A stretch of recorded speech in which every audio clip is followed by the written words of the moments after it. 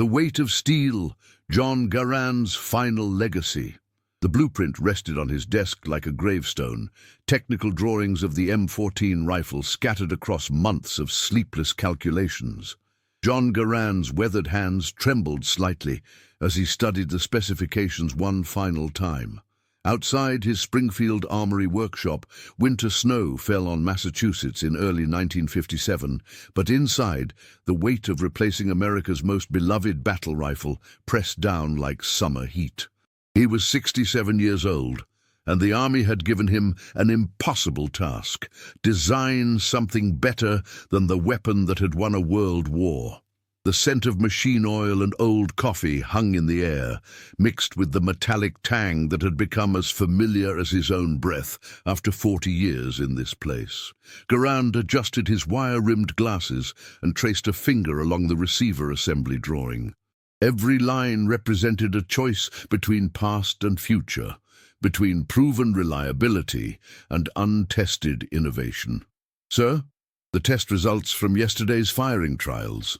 Young Lieutenant Morrison stood in the doorway, manila folder in hand, looking uncertain about interrupting the old Canadian's morning ritual. Garand had been arriving at dawn for 3 months now, always alone with his drawings, always wrestling with the same impossible equation. "Leave them on the table, son." "How did she perform in the cold?" "Flawless, sir. 20 below, and she cycled every round without a hitch." Garand nodded, but his expression remained troubled. Success in testing meant little when the real challenge lay ahead: convincing the Ordnance Corps that their beloved M1 needed replacing.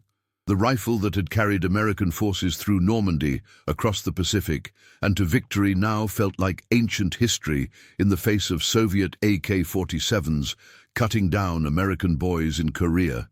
The crisis was real, though few wanted to admit it. Korea had exposed brutal truths about American firepower doctrine that made comfortable men in Washington deeply uncomfortable. While Soviet-backed forces carried lightweight, rapid-fire weapons that could lay down suppressing fire for minutes at a time, American soldiers still lugged 8-round M1 Garands, masterpieces of World War II engineering that now felt like museum pieces on modern battlefields. In the Pentagon's corridors, conversations buzzed with uncomfortable words like firepower gaps and suppression tactics. The terrible mathematics of automatic weapons in close combat couldn't be ignored forever, but changing the M1 Garand felt like rewriting the Bible itself. Garand's own creation had become his burden. He remembered the letter that arrived 3 weeks ago from Colonel Hayes in Washington. Simple words that carried the weight of doctrine. "John, we need more than 8 rounds and faster than semi-automatic. The boys in Korea are asking for something that doesn't exist yet. Make it exist." But creating the impossible meant destroying the perfect. The M1 had earned its reputation through mud and sand, through tropical heat and Arctic cold. Generals called it the greatest battle implement ever devised. General Patton himself had written a letter praising its reliability after the bulge. Now, Garand faced a devastating irony. He had to obsolete his own legacy to save American lives. The younger engineers whispered their doubts in the corridors. Could the old Canadian really innovate again at 67? Was Garand too attached to his original design philosophy? Some suggested starting fresh, abandoning the proven gas-operated system entirely. The personal blow cut deeper than any technical challenge. 40 years of service, and suddenly his expertise was being questioned by men who had never heard enemy fire. "Mr. Garand, there's a call from Washington." Morrison lingered near the door, clearly uncomfortable with the tension that had been building around the project. Garand set down his pencil and looked at the young lieutenant with tired eyes. "Tell them the M14 will work, Lieutenant. Whether they want it to is another question entirely."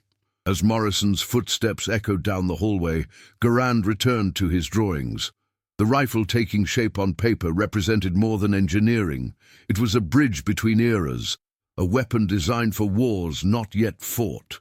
In semi-automatic mode, it would honor the M1's legacy of precision. Switched to full automatic, it could provide the sustained fire that modern tactics demanded. But every innovation carried a price.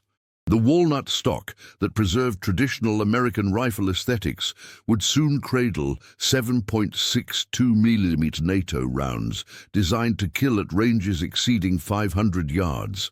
The 20-round magazine represented a quantum leap in sustained firepower, but also 20 chances to end lives Garand would never see. He pulled a worn photograph from his desk drawer, his father's machine shop in Quebec, where a young John Cantius Garand had first learned that steel had memory, that metal responded to patience more than force. His father's thick French accent still echoed in memory. "Understand the metal, Jean. It will tell you what it wants to become." If stories like this make you question what you'd do in someone else's boots, tell us in the comments how you imagine you'd react in this camp. And stay with us for the next chapters. When does a man's greatest achievement become his heaviest burden? 3 weeks later, Garand stood in the testing range as February wind cut through his wool coat like sharpened steel. The prototype M14 lay on the wooden bench, its barrels still warm from the morning's trials. Around him, Pentagon observers huddled in their heavy overcoats, clipboards protected against the Massachusetts winter. The weapon itself was beautiful in its brutal efficiency, a marriage of proven reliability and modern lethality. At 9.3 pounds loaded, it felt substantial without being cumbersome in his aging hands. The familiar weight reminded him of countless hours spent perfecting the M1's balance, but this rifle carried the future in its trigger mechanism. "Switch to automatic fire, Mr. Garand." General Morrison's voice cut through the wind. Not the young lieutenant, but his father. A man who had carried the M1 through Sicily and knew what American soldiers needed. Garand nodded and adjusted the selector switch, feeling the mechanism's precision beneath his gloved fingers. The burst that followed was controlled, disciplined, 20 rounds downrange in sustained fire, every cartridge cycling perfectly despite temperatures that would have jammed lesser weapons. The Soviet AK-47 prototypes they had tested last month couldn't match this accuracy, though Garand took no pleasure in the comparison. Working 18-hour days through January and February, Garand had approached the M14 like a surgeon operating on his own heart. He preserved the M1's proven gas system, but engineered it for selective fire capability. Every component demanded perfect balance. Too light, and the weapon would be uncontrollable on full automatic. Too heavy, and infantry would reject it for something more manageable. The breakthrough had come during a blizzard 3 weeks ago. Testing prototypes at this same range, Garand noticed the gas system cycling inconsistently in extreme cold, the same problem that had plagued early M1 development 20 years earlier. But now he understood metal fatigue patterns that had mystified him as a younger man. A slight modification to the gas cylinder solved the timing issue, and suddenly the rifle was running flawlessly in sub-zero conditions. "How many rounds fired total?" General Morrison consulted his notes. 847 without malfunction, sir. Temperature range from +30 to -22 Fahrenheit. The numbers spoke louder than rhetoric. In the Pentagon's corridors, where uncomfortable conversations about firepower gaps had become daily reality, the M14 represented something the bureaucrats couldn't argue with: measurable superiority. Yet bureaucratic resistance proved more stubborn than mechanical problems. The Ordnance Corps had invested heavily in the M1's mythology, and some officers resented any suggestion that American small arms needed improvement. During formal testing sessions, evaluators seemed determined to find flaws. When the M14 outperformed competing designs, critics shifted focus to manufacturing costs, training requirements, anything to avoid admitting that the old Canadian had succeeded again. Garand watched the observers through the gun smoke, reading their faces like blueprints. Colonel Hayes stood apart from the group, making notes with the careful precision of a man who had seen the future and understood its price. Two younger engineers whispered near the concrete wall, their skepticism visible in every gesture. "Mr. Garand, what's your honest assessment?" General Morrison's question carried weight beyond technical specifications. This was a soldier asking an inventor whether American boys would come home because of this weapon or die because of its limitations. "The rifle works, General. It will do what we're asking it to do. Whether we should be asking it to do those things, that's above my pay grade." The admission hung in the cold air like visible breath. Garand understood that creating better weapons meant accepting their terrible purpose. The M14 would arm American soldiers in conflicts he couldn't foresee, would kill people whose names he would never know. The engineering challenge had been exhilarating. The moral weight was becoming crushing. Back in his workshop that evening, Garand found a letter from his nephew in Montreal. Family news, recipes from his sister, ordinary life continuing beyond the world of weapons development. But tucked between updates about winter weather and spring planting plans was a newspaper clipping, French coverage of American involvement in Southeast Asia. The young man in the grainy photograph carried an M1 Garand through jungle terrain that looked nothing like the European battlefields where the rifle had earned its reputation. His uniform was soaked with sweat, his expression worn thin by humidity and constant vigilance. Somewhere in Vietnam's growing conflict, the firepower gap that Korea had exposed was claiming new victims. Garand set the clipping aside and returned to his calculations. Production timelines, manufacturing tolerances, training schedules, all the mundane details that would transform his prototype into the weapon that would replace his masterpiece. By conservative estimates, they would need over 1 million M14s manufactured by 1964 to meet Army requirements. 1 million rifles, 1 million copies of a weapon designed to kill more efficiently than anything that had come before. The numbers felt abstract until Garand imagined them in the hands of boys not yet old enough to enlist, fighting in wars not yet declared, for reasons not yet understood. The snow continued falling outside his workshop window, each flake catching the light before disappearing into the darkness. Like the men who would carry his rifles, each one unique and irreplaceable until the moment they vanished into history. Spring arrived late in Massachusetts that year, but by April 1957, the M14 project had gained momentum that felt unstoppable.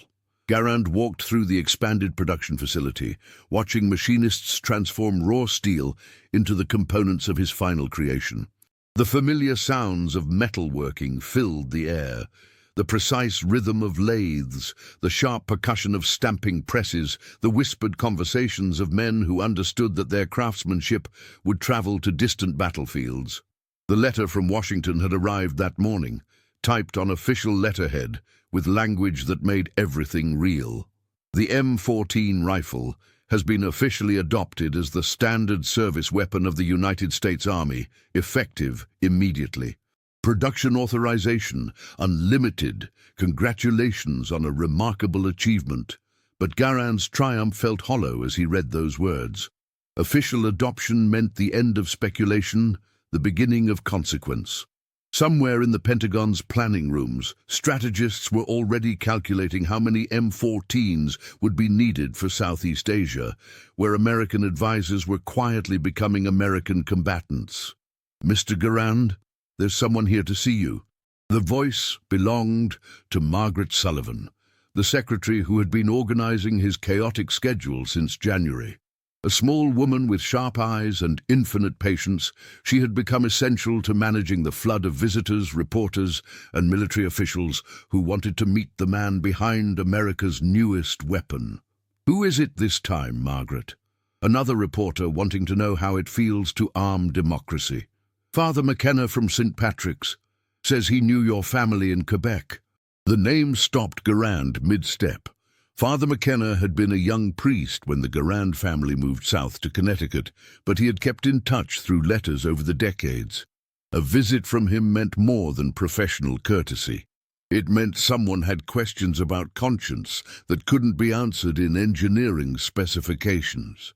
The priest waiting in Garan's office had aged considerably since their last meeting, his hair white and his shoulders bent with the weight of 30 years in parish ministry.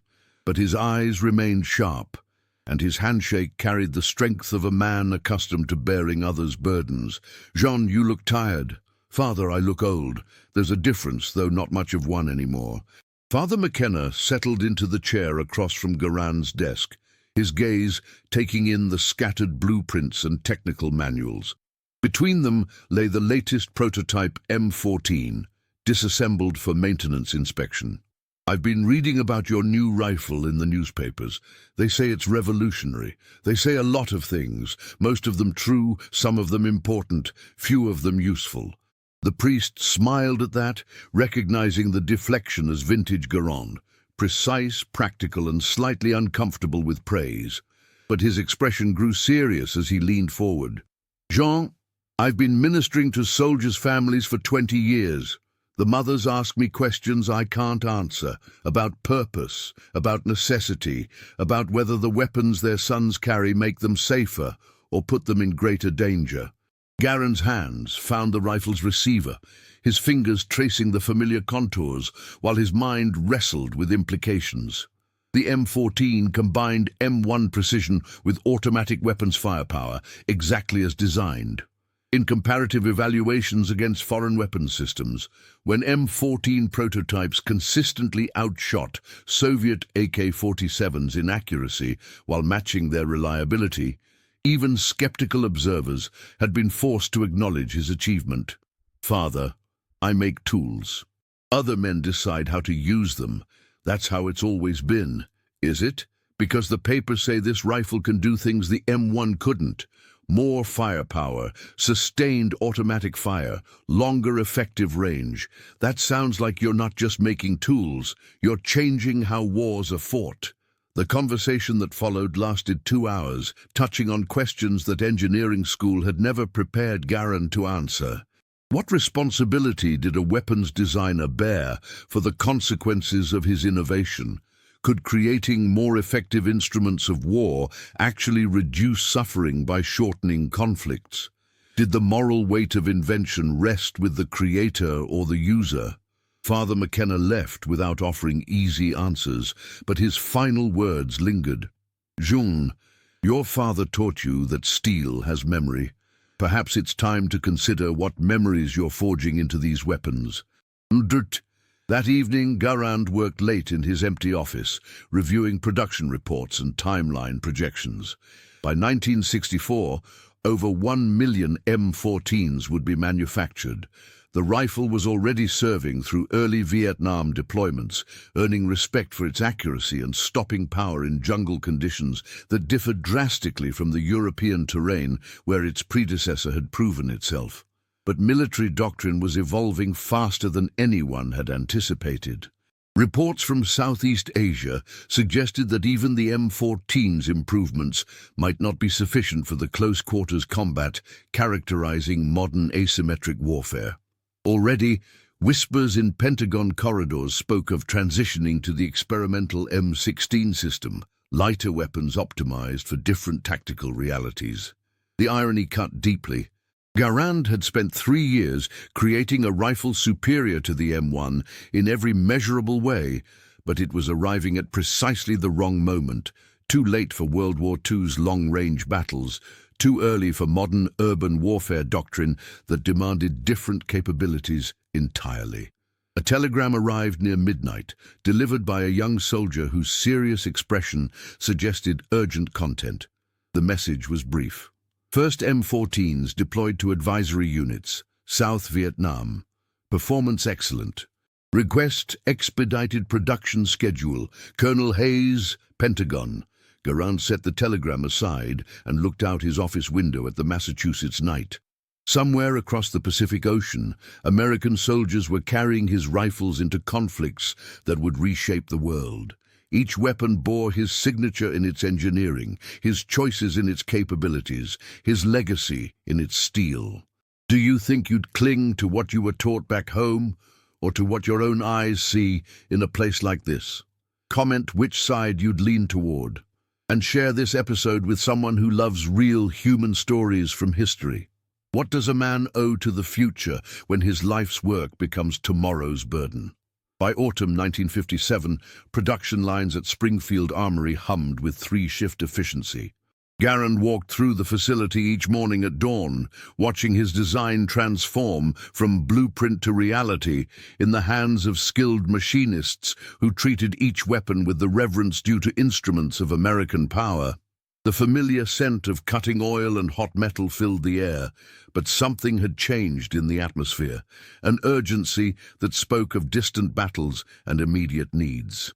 The first combat reports from Vietnam arrived in manila envelopes, marked with classifications that restricted their circulation to essential personnel only. Garand qualified barely as the weapons designer. Reading these accounts felt like watching his own children leave home for dangerous neighborhoods. Lieutenant Harris of the 101st Airborne wrote with clinical precision, M14 performance superior to M1 in sustained engagement scenarios. Accuracy at 400+ yards, exceptional. Automatic fire capability provided tactical advantage in 3 separate contacts. Recommend increased ammunition allocation to support sustained fire doctrine. But between the lines of official reporting, Garand read stories that made his hands shake as he held his morning coffee. Young men, boys really, carrying 20 pounds of weapon and ammunition through jungle terrain that absorbed sound and concealed danger. The M14's 20-round magazine represented a quantum leap in firepower, but it also meant 20 chances to take lives or lose them. "Sir, Colonel Hayes is here from Washington." Margaret's voice carried the tension that had become standard whenever Pentagon officials visited. These weren't courtesy calls anymore. They were operational briefings that treated the M14 as a deployed asset rather than a development project. Colonel Hayes looked exhausted when he entered Garand's office, his uniform bearing the creases of too many flights between Washington and places that didn't appear on public maps. He carried a briefcase that contained reports Garand wasn't supposed to see, but somehow always did. "John, we need to talk about production rates. Current timeline has us reaching full deployment by 1964, but Southeast Asia is accelerating faster than anyone planned." "How much faster?" "Troop strength projections have doubled since spring, maybe tripled. The advisors are becoming combatants, whether we call them that or not. Your rifle is going to see more action than anyone anticipated." Garand poured coffee from the pot that had become his constant companion during these conversations. The bitter brew tasted like the decision-making process itself, necessary but unpleasant. "Colonel, I designed this weapon to replace the M1 gradually, through normal rotation and training cycles. You're talking about wartime deployment timelines." "I'm talking about reality, John. The M14 isn't just replacing the M1 anymore. It's defining how American infantry operates in jungle warfare. The boys carrying your rifles are facing AK-47s in numbers we didn't expect, in terrain that wasn't part of our planning assumptions." The conversation that followed revealed details that wouldn't appear in newspapers for years. American involvement in Southeast Asia was expanding beyond advisory roles, creating demand for weapons and ammunition that strained existing production capacity. The M14's superior accuracy and range made it effective in jungle engagement scenarios, but its weight became problematic for soldiers operating in tropical conditions that sapped strength and endurance. More troubling were reports about enemy adaptation. North Vietnamese forces were studying captured M14s, learning their capabilities and limitations, developing tactics specifically designed to counter American firepower advantages. The chess game of modern warfare was evolving faster than peacetime development cycles could accommodate. There's something else, John, something you need to understand about what's coming. Colonel Hayes opened his briefcase and removed a folder marked with classifications that made Garand uncomfortable. Inside were photographs of weapons he didn't recognize, lightweight rifles with polymer components and smaller caliber ammunition. The M16 experimental program is accelerating. Armalite design, Air Force backing, completely different philosophy from yours. 5.56mm rounds, aluminum receivers, direct gas impingement. Everything you designed the M14 not to be. Garand studied the photographs with the analytical eye that had served him through 4 decades of weapons development. The M16 represented a fundamental philosophical shift. Lighter weight, higher velocity, smaller cartridges designed to wound rather than kill outright. It contradicted every principle he had learned about effective military rifles. How long before it replaces the M14? Honestly, maybe 5 years, maybe 10. Depends on how Southeast Asia develops and whether the lightweight philosophy proves effective in actual combat conditions. The irony was devastating. Garand had spent 3 years creating a weapon technically superior to the M1 in every measurable way, but it was arriving precisely at the moment when military doctrine was shifting toward different priorities entirely. The M14's combination of power and precision made it ideal for the warfare of yesterday, but tomorrow's conflicts were demanding different capabilities. That evening, Garand worked alone in his office, reviewing production reports and trying to reconcile the mathematics of supply with the human cost of demand. Over 400,000 M14s had been manufactured since adoption, with production accelerating to meet expanding requirements. Each weapon represented months of skilled labor, precision engineering, and careful quality control. But they also represented something more troubling: the industrialization of individual capacity for violence. Every M14 that left Springfield Armory would arm an American soldier for conflicts not yet declared, in places not yet mapped, against enemies not yet identified. A letter from his nephew arrived with the evening mail, carrying news from Montreal and family updates that felt like messages from another world. But tucked inside was a newspaper clipping, Canadian coverage of American involvement in Southeast Asia that used words like escalation and commitment in ways that made Garand's hands shake as he read. The young face in the photograph could have belonged to any American boy, but he was carrying an M14 through terrain that looked like a green hell of humidity and hidden dangers. His expression bore the weight of responsibility that no 19-year-old should carry, and his rifle bore the signature of John Garand's life's work. Outside his workshop window, October darkness settled over Massachusetts with the finality of a decision made and regretted. Somewhere across the Pacific, American soldiers were learning to trust their lives to weapons designed by a 67-year-old Canadian who understood steel better than he understood the human cost of perfection. How long can a man carry 2 conflicting truths without breaking? December 1957 brought news that changed everything. Garand sat in his office reading a classified report that should never have reached his desk. But Colonel Hayes had decided that the weapon's creator deserved to understand what his rifles were actually doing in the field. The manila folder contained photographs, after-action reports, and a truth that made 40 years of weapons development feel like a lifetime of miscalculation. The first photograph showed an M14 lying in red mud beside its dead carrier, a 19-year-old from Iowa whose name had been redacted from the report.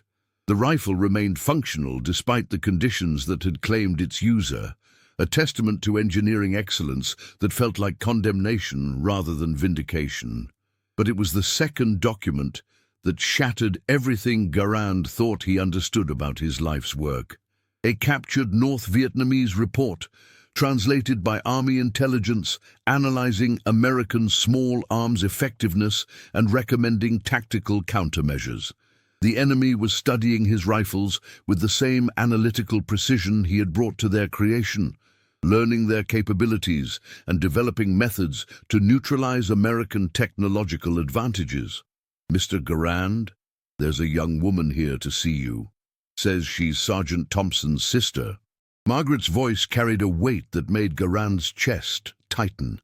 Sergeant Thompson had been mentioned in 3 different after-action reports, a squad leader whose M14 had saved his unit during an engagement near Da Nang. But the reports also noted that Thompson wouldn't be coming home. Sarah Thompson looked like her brother, same stubborn jaw, same direct gaze, same refusal to accept easy answers. She carried a canvas bag that contained her brother's personal effects and a question that engineering school had never prepared Garand to answer. "Mr. Garand, I want to understand why my brother died carrying your rifle, instead of something that might have kept him alive." The question hung in the air like gun smoke. Garand gestured toward the chair across from his desk, but Sarah remained standing, her hands gripping the canvas bag with white-knuckled intensity. "Miss Thompson, your brother was carrying the best rifle we knew how to make. It performed exactly as designed. That's what they told me at the funeral. Perfect engineering, superior accuracy, reliable operation. But Danny's still dead, and the rifle's still working fine. So maybe perfect engineering isn't what soldiers actually need." The conversation that followed lasted 3 hours and touched on questions that had been haunting Garand since the first combat reports arrived. Sarah Thompson had done her homework, reading everything she could find about the M14's development, its capabilities, and its combat deployment. She understood the technical specifications better than most Pentagon officials. But she also understood something that Garand was only beginning to comprehend. The M14 had been designed to win the previous war, not the current conflict. Its weight, its power, its precision, all advantages in European-style warfare, became liabilities in jungle conditions that demanded different priorities. "Mr. Garand, my brother wrote letters about the rifle.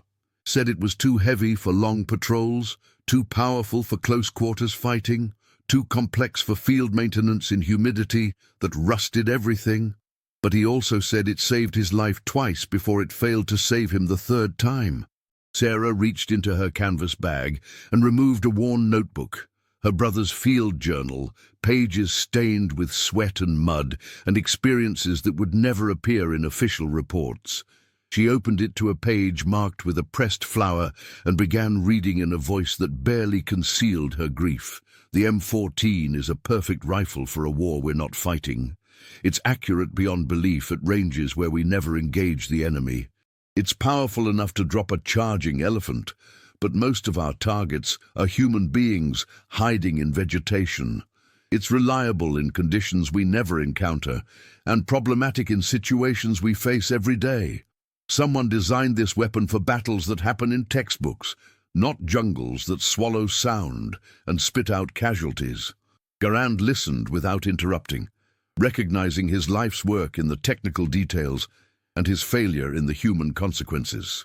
The M14 represented engineering maturity, not flashy breakthroughs, but deep understanding of how rifles functioned under combat stress. But combat stress in Vietnam differed fundamentally from the conditions that had shaped his design philosophy. "Miss Thompson, I need to ask you something, and I need an honest answer. What would your brother have wanted me to know?" Sarah closed the journal and looked directly into Garand's eyes, measuring the man against the weapon he had created. "Danny would have wanted you to understand that soldiers don't need perfect rifles. They need appropriate rifles, something light enough to carry through hell, simple enough to maintain in impossible conditions, and effective enough to bring them home alive. Your M14 is perfect for wars that happened 20 years ago. It's not perfect for the war that's happening now." That revelation hit Garand like a physical blow. He had spent 3 years creating a weapon superior to the M1 in every measurable way, but superiority meant nothing if the measurements were wrong. The M14's combination of power and precision made it ideal for long-range engagement in open terrain, but Vietnam's jungle warfare demanded different capabilities entirely. After Sarah left, Garand sat alone in his office, reviewing everything he thought he knew about effective weapons design. The classified reports spread across his desk told a story of technological sophistication, meeting tactical reality and failing to adapt. American soldiers were carrying 19th century rifle philosophy into 20th century asymmetric warfare. The final document in Colonel Hayes's folder was the most damaging, a Pentagon assessment of M16 experimental performance in limited Vietnam trials. The lightweight rifle that contradicted everything Garand believed about proper weapons design was proving more effective than the M14 in actual jungle conditions. Lighter weight enabled longer patrols. Smaller ammunition allowed soldiers to carry more rounds. Simpler maintenance requirements reduced field failures. Everything Garand had engineered out of the M14 was proving essential for the war actually being fought. The telephone call that evening came from Washington. Colonel Hayes speaking with the careful precision of a man delivering news that would reshape American military doctrine. "John, I'm calling to let you know before you read it in tomorrow's papers. The M16 is being fast-tracked for full deployment. The M14 will remain in service, but we're transitioning primary rifle production to the Armalite design. How long? 2 years for complete transition. Maybe 3. The M14 will continue in specialized roles, designated marksman rifles, ceremonial duties, training applications. But the standard infantry weapon is changing." Garand hung up the phone and walked to his workshop window, looking out at the Massachusetts winter that reminded him of the morning when this project began. Snow fell with the same steady persistence, but everything else had changed. His final creation was becoming a historical footnote before its development cycle was complete. The man who had armed democracy through its darkest hour had managed to evolve his vision one final time, creating a weapon that bridged eras, even as those eras were disappearing. But the bridge led nowhere, and the eras were changing faster than bridges could be built. What would you remember more, the moment of creation or the weight of consequence? John Garand retired from Springfield Armory on a cold morning in March 1959, carrying a wooden box that contained the prototype M14 he had assembled with his own hands 2 years earlier. The rifle felt heavier than its 9.3 pounds as he walked toward the parking lot, past the production lines where younger men were already retooling machinery for different priorities, different wars, different mistakes. The ceremony had been modest. A few speeches about service and innovation, a handshake from the base commander, and a pension that would allow him to live quietly in the shadow of work that had consumed 4 decades. No one mentioned that the M14 was already being superseded by weapons designed on completely different principles. No one spoke about the boys who had carried his rifles into jungles that swallowed sound and spat out casualties. Margaret Sullivan had prepared his final paperwork with the efficiency that had made her indispensable, but her eyes were red when she handed him the retirement documents. She understood better than anyone what this project had cost the old Canadian. Not just the 18-hour days and sleepless calculations, but the gradual realization that perfection and appropriateness were different standards entirely. "Mr. Garand, there's one more thing. A letter came this morning from Vietnam. The envelope bore postmarks from Da Nang and official stamps that indicated military censorship. Inside, Corporal Martinez of the 173rd Airborne had written in careful block letters about how the M14 had performed during a 3-day engagement that wouldn't appear in newspapers for months. Sir, I wanted you to know that your rifle saved my life and the lives of 7 other soldiers during an action I can't describe in detail. The M14 performed flawlessly under conditions that destroyed everything else we carried. When we couldn't see targets beyond 50 meters, your rifle's accuracy didn't matter. When we needed to move fast through thick jungle, its weight became a problem. But when we were pinned down and needed sustained accurate fire to suppress enemy positions, nothing else could have done the job. Thank you for building something that brought us home." Garand folded the letter carefully and placed it in his coat pocket next to Sarah Thompson's brother's field journal that she had insisted he keep. 2 perspectives on the same weapon. professional gratitude and personal loss, technological success and human cost. The contradiction felt like carrying two conflicting truths without resolution. The drive home took him through Springfield's familiar streets, past the church where Father McKenna still ministered to families whose sons carried American weapons in distant conflicts. The priest had visited again last week, bringing news that the Pentagon was ordering M14 production curtailed in favor of M16 manufacturing. 10 years of development compressed into 2 years of deployment, then superseded by weapons that represented entirely different philosophies.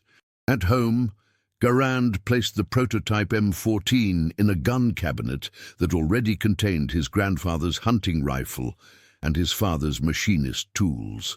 3 generations of working with steel, each shaped by different conflicts and different understandings of what tools should accomplish.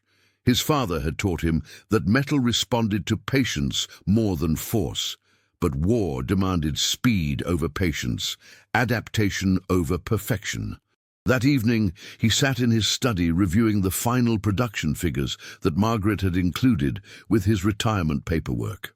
Over 1 million M14s manufactured between 1957 and 1964.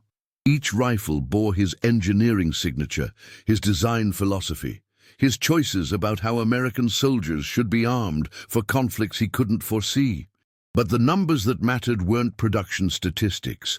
They were casualty reports that arrived in manila envelopes marked with classifications he was no longer authorized to see. How many soldiers had died carrying weapons designed for different wars? How many had lived because those weapons performed exactly as engineered? The mathematics of moral responsibility couldn't be calculated with the same precision he brought to gas cylinder timing. A letter from his nephew in Montreal arrived with the evening mail, bringing family news and a newspaper clipping about American involvement in Southeast Asia. The photograph showed young soldiers carrying M16s through terrain that looked like a green hell of humidity and hidden dangers. The M14 had already become history, replaced by weapons optimized for wars Garand didn't understand. But tucked inside the letter was something unexpected, a card from Sarah Thompson, now working as a nurse in Boston. She had written simply, "Mr. Garand, I wanted you to know that Danny would have respected what you tried to accomplish, even if he couldn't use what you created. Thank you for caring about the consequences." That night, Garand dreamed about his father's machine shop in Quebec, where steel had memory and problems yielded to patient understanding. But he woke to the sound of aircraft overhead, military transports carrying supplies and personnel to training bases where young men learned to use weapons designed by engineers who understood metal better than they understood war. In the end, Garand's greatest achievement wasn't any single weapon, but his ability to innovate without losing sight of fundamental principles.